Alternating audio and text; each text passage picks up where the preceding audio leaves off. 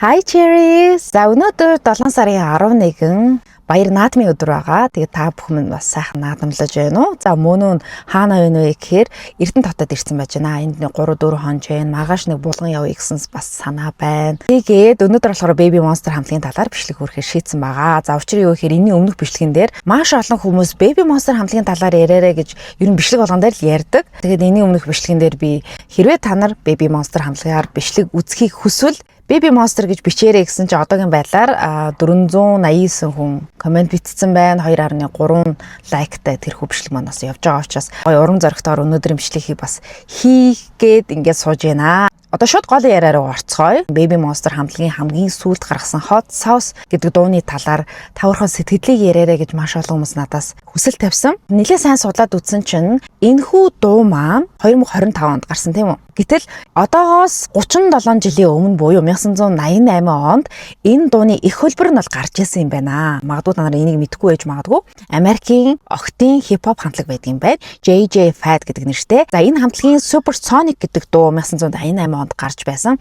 За энэ дуу Hot Sauce гэдэг дуу хоёрыг та нар сонсон бол үнэхээр адилхан, маш адилхан зүгээр хуулбарлцсан юм шиг. Тэгэхдээ энийг зүгээр юу гэдэг copy paste гэж хэлэхээсээ илүү бас нэг тайлбар зүйл бас хэлмээр байна л да. За яагаад гэхээр YG Entertainment чинь өөрсдөө уран бүтээлчид дандаа хипхоп дуу дуулдаг, хипхоп уур амьсгалтай дуунууд гаргадаг учраас ялангуяа 80-90-ад оны хуучны дуунуудыг одоо sample гэж хэлдэг байгаа. Хуучны дууг одоо сэргээгээд гэхдээ яг шууд хулбарлахгүйгээр баг зэргийн ингээд хэсгүүдээс нь аваад одоо inspire авч агаад орчин цаг үедээ ингэж гоё нийлүүлж дуу гаргадаг гэж ойлгож байна. Тэрнээс биш одоо гэдэг нь цоо шинэ уран бүтээл гаргана гэж байхгүй. Тодорхой хэмжээнд санаа авсан байж бас болдог. Энэ бол зүгээр. Тэгэхдээ YG Entertainment чинь ямар том компани лээ. Тийм учраас аль бие осол мэдээж зөвшөөрлийг аваад зохиогч ирэх ямар ч асуудалгүй те зөвшөөрөл авсан учраас энэ дууг хийсэн болов гэж би бодож байна. Тэгээд энэ Hot Sauce гэдэг дууг би анх сонсчоод энэ зүгээр л нэг байдаг дуу юм да гэд. Яа тэгэхээр одоо миний яг 10 жил сонсч байсан Girls' Generation буюу Содан шидэ хамтлагийнх нь ялангуяа яг ийм I Got a Boy гэх мэтлэн иймэрхүү стилтэй дуулдаг байхгүй юу? Дуулж байсан айл баг 10 хэдэн жилийн өмнө. Яг тэрнтэй айгу төстэй тэр уур амьсгал стил имиж ч гэсэн үнэхээр адилхан. Яг тийм шин зүйл бол санагдаагүй. Тэгээд айгу нэг тийм хөөхөн. Надад бол энэ клип дуун ч гэсэн айгу нэг хөөхөн тийм игдүүтэй. Hot Sauce ийм хөөхөн дуу байсан. Тэгээд машиндаа сонсож байхад ч гэсэн нэг тийм хөнгөн хэмнэлтэй их гоё дуу байсан. All of the energy, 100 miles an hour, you'll never get ahead of me. Thinking it, thinking it a lemonade, thinking it a remedy. Ask me how I do it, it's a secret recipe. Secret recipe. 잘할 것 같아. 다시 해볼게요. 클립ний хувьд ч гэсэн маш өнгөлөг. Үнэхээр солонго шиг зөв нүд гэлбэн. Амар өнгөлөг гоё. Ер нь нэг үгээр өнгөлөг, гэгээлэг, цоглог гэжлийн дууг би нэрлэмээр байна. Тэгээд мэдээж рэп хэсэг хөөрхөн байсан. Ахионы яг тийм буржгар үстэй тэгээд ингээ альчуур ингээ толгоондоо зүүцсэн байгаа нас надад айгуу тийм хөөрхөн санагцсан. Hot Sauce гэдэг дууны хувьд бол яг ийм байна. За дараагийн нь болохоор бас их чухал сэдв байгаа. За энэ нь болохоор та нар анзаарсан бах энэ Hot Sauce гэдэг дуун дээр ч тэр хамтлагийн гишүүн Rami байхгүй байгаа. Тэгээ Rami яагаад байхгүй болчихвоо гэсэн чинь эрүүл мэндийн шалтгаанаас comeback ч юм уу энэ одоо аялын тоглолт үйл ажиллагаанд ерөөсөй оролцохгүй байхаар болсон. Тэгээ түр хугацаанд л та би яг нөгөө эмч хүмш учраас яг нэршлийн энэ дээр англи хэл дээр нь биччихье заяа. Монголоор дуудахтаа pneumothorax гэдэг онштой болсон юм байна. Цээжний энэ хүндид зовир нь бол нэг талаараа цээжээр хатгаж өвдөг. Тэгэл ийм амьсгал ингээд давчдаг юм байна. Агаар буюу хий байгаатай холбоотой гэж байгаа юм цээжин уушин хэсэгт. Тэгээд би гол нөгөө эрдэнэтэд яг нөгөө эмч хичээндээ байгаа учраас эмч хичээс асуусан чинь энэ нь болохоор цээжний гэмтэл одоо гаднаас цогсон байж болно. Ямар нэг гэмтэл энэ эдгэрдэг юм уу гэсэн чи эдгэрдэг гэсэн хамгийн гол нь сайн имчилгээ хийж хэл юм бол эдгэрэн. Тэгэхээр Rami маань тун удахгүй бас бүрэн сайхан эдгрээд эргэж ирэх болов гэж би бас бодож байна. Тэгээ цээжний бэртэл гэмтэл тэгээ уушинд хит их даралт ихсэх гэж байгаа байхгүй юу. За энэ нөгөө нар жаргаж байгаа болохоор шууд нүүрэн дээр тусаад байна. За тэгээд би Baby Monster хамтлагийн ямар дуунуудад илүү дуртай гэхээр за хамгийн их дуртай дуу гэх юм бол Billionaire гэдэг дуунд их дуртай. Тэр бүжгийн хөдөлгөөн үнэн гоё. За хоёр дахь дуу нь болохоор Like That гэдэг дуу байгаа. За Like That гэдэг клипний өнгө за тэр хувцлалт бүгдээрээ маш гоё дийжин ялангуяа тэр клипэн дээр хамгийн их одоо ингээд нүдэн тусдаг хүн хэм бэ гэхээр Rami гэдэг байхгүй юу. Бүгдээрээ ингээд костюм бичигтэй байгаа шүү дээ ийм гоё албаны гоё хувц өмссөн. За тэр дунд Rami хамгийн хөөрхөн харагдчихсан. Рами хамгийн өндөр, хамгийн гоё нуруулаг. Тэгээд тэр шар урт үс нь бол үнэхээр гоё зөгчээсэн. Ямар ч дуу дуусан. Яг энэ дунд ер нь ингэ цаанаа нэг юм гоё хөнгөн химэлтэй гоё дуутай штэ. Тэгээд хамгийн гол нь энэ дууг зохиосон хүн хин бэ гэхээр Charlie Puth байхгүй дууч. Яг энэ Charlie Puth-ийн нэг дуун дээр Ахион каверлаад дуулсан. Тэр дууг маш гоё дуусан учраас Charlie тэр дууг өөрөө олж хараад комент бичсэн юм лээ. Ахион тэрийг өөрөө хараад бүр шоконд ороод бүр хамгийн түрүүнд ээжтэй хэлсэн гэж байгаа. Ээжээ энийг хардаа гэд. Бас хинч тэгэн штэ.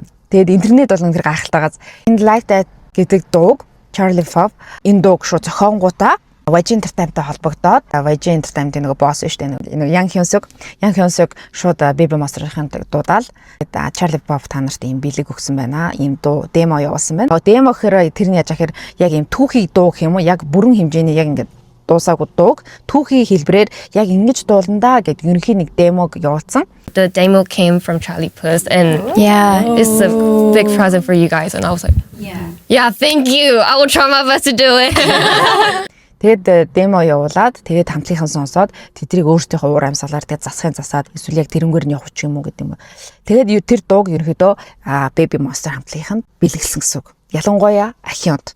Ахионы ачаар Like That гэдэг дуу гарсан гэж нэг үгээр бол ингээд ойлгож байна. Би ингээр ингээд манайха нар тусаад байна. Би ингэчээ за. За тийм байна. Сэтгүүлч асууж байгаа байхгүй. За та нар энэ хамтлагт хийдэг үүрэг роль хэлээрэй гэж байгаа байхгүй. Ерөнхийдөө ингээд нэг үгээр хэлээрэй гэд хэлсэн.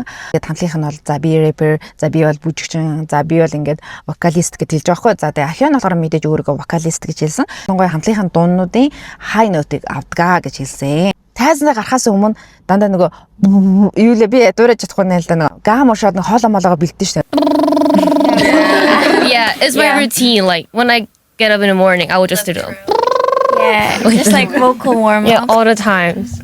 Тэгэж хоолоогоо халааж бэлддэг юм байна. Тэгж асаа гэж дуудах юм уу?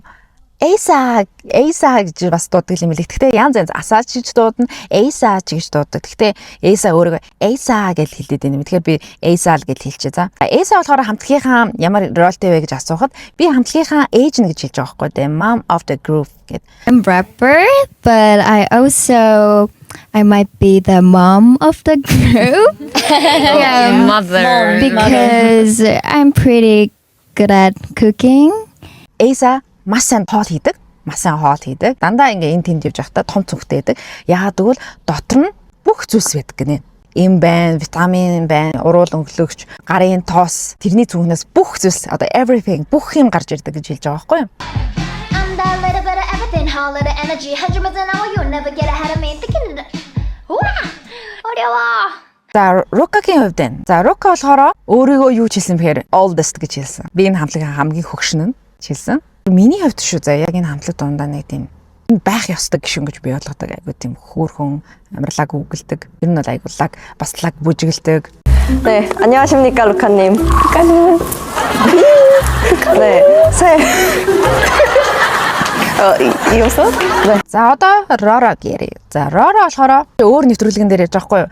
За хамтлагийн хамгийн их дууны үгээ мартдаг гишүүн хинбэ гэж хэлсэн чинь бүгдээрээ шууд Roro-г заасан. When I get some nervous. My bad habit is like forgetting some lyrics. So guys, 이해 부탁해요. Тэгээд Roro болохоор өөрөө ч гэсэн хүлээнчвэрсэн л да. Би бол яалчгүй ингээ дууныхаа үгийг бол мартчихдаг гэд. Дараа нь болохоор би бас Ахионыг бас ярих гэж бодлоо. Ахион ч бас энэ хамтлаг донд хамгийн сенсацтай гишүүн шүү дээ. За тэгээ Ахион болохоор яасан бэхээр онгоцны буудлын дээр хамтлагийнхантайгаа ирсэн байхгүй юу?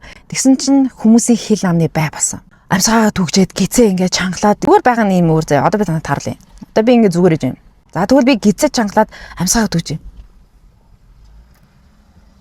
Яг Ахион бол яалчгүй бүр ингээдсэн зөө.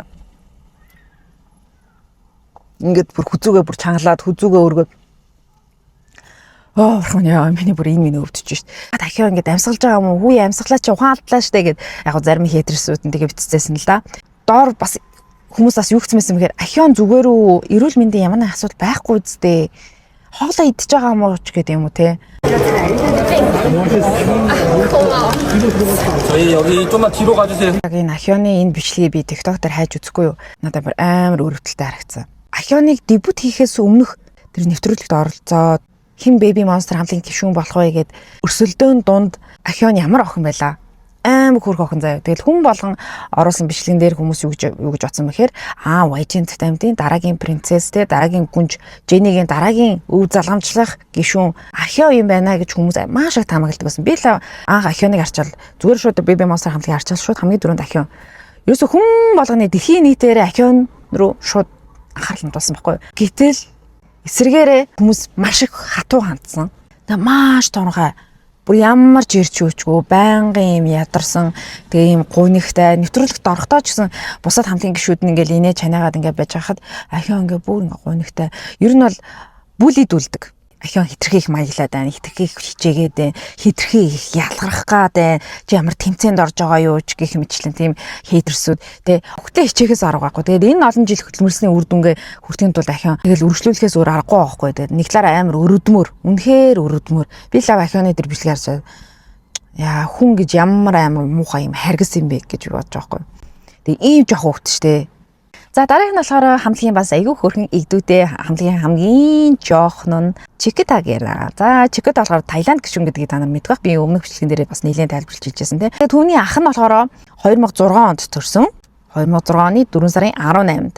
За би яагаад Chikita-гийн ахыг ярьж ийнэ гэхээр их онцлогтой шүү. Яагаад гэвэл энэ Hypen хамтлагийн J-тэй ямар адилхан юм бэ гэд ахтайгаа ахуулсан ингээд тэрвэрлсэн зургийг харангуйта oh my god Baby Monster Chikita энэ Hypen хамтлагийн J-тэй өргөдөм байх гэсэн тийм суурхал гарч ирсэн. Гэхдээ энэ бол худлаа.